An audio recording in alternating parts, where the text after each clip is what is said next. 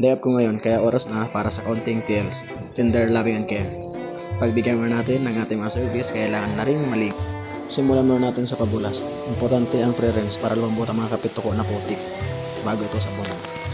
Panglakas talaga ng pressure washer na ito. Hindi ako nagkamali sa pagpili.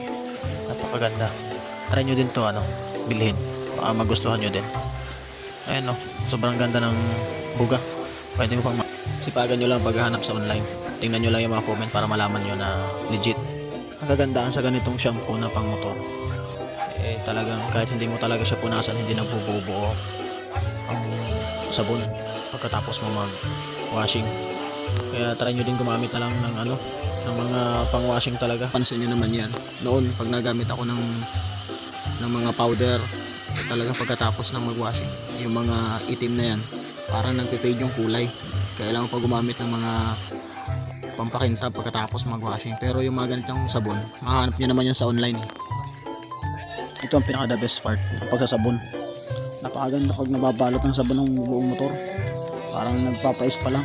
Kailangan detalyadong pukuskus mo dyan. Hindi pwede pairings lang ang makintab. Kailangan pati din yung mga singit-singit. Sa makina, mags na may ang linis dapat. Sipag lang para iwas kalawang. Last, banlaw na tayo. Tignan nyo naman ang difference. Tanggal lahat ng dumi at balik ang kintab ng mga motor. Ayan ready na ulit sa biyahe.